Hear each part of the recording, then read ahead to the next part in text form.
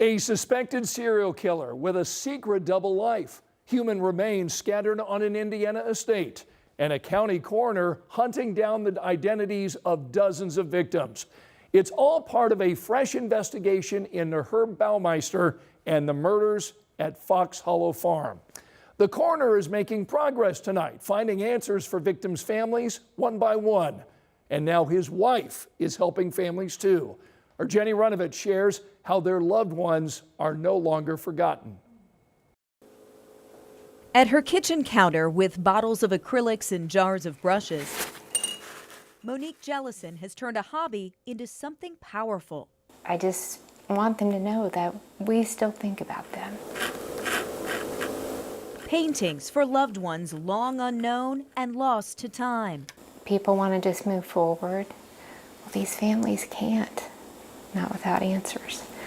As a mom, as a grandma, I can't imagine how that would feel. Her artwork honors the victims of suspected Indiana serial killer Herb Baumeister, the dozens of missing men unearthed at Fox Hollow Farm. Their stories stayed buried for 30 years, largely abandoned until now. Monique's husband is the Hamilton County coroner. Jeff Jellison renewed the investigation into remains found on Baumeister's Westfield property, tirelessly working to identify victims from 10,000 bones and bone fragments. It's a daunting task. This is the second largest investigation of unidentified human remains in the country, only eclipsed by the World Trade Center. Monique's creative mission began for Jeff.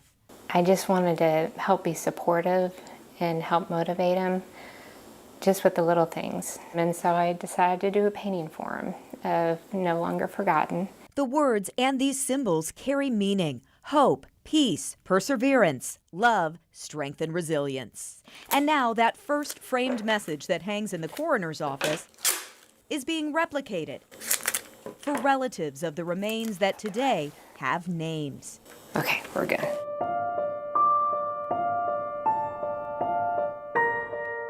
Including Alan Livingston. He vanished in 1993, was finally identified in 2023.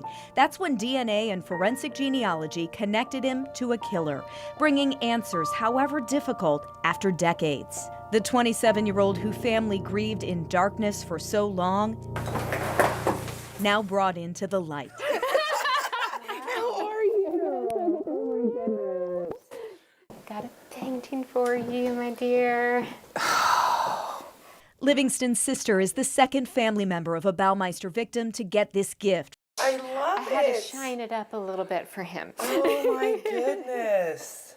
Each painting comes with a personal message. Thank you, Shannon, for sharing your heart and your story. So thankful to have met you. You're an amazing wife, mother, sister, and daughter. Shannon and the Jellisons have become like family, bonded by tragedy and a path to closure. Amazing, most genuine, amazing people I've ever met in my entire life. And Shannon says this particular phrase that she even had tattooed on her calf fits her brother's experience perfectly. If you think about it, they were found and then they were just put on a shelf. And they were forgotten. And Jeff was very clear, like, no longer. It's no longer going to happen. They're no longer forgotten. And he made sure of it. As more victims are identified from the murders at Fox Hollow Farm, Monique plans to keep painting, keep gifting this small but powerful keepsake. And I know it's minuscule, but just to know that they are thought about and they are prayed for and that people do care. Making sure their lives are remembered, not just the way in which they died. In Hamilton County, Jenny Runovich, 13 News. More families will get closure soon. The coroner is personally delivering remains of Fox Hollow victims in the next few weeks. You can learn more about this case right now on WTHR.com.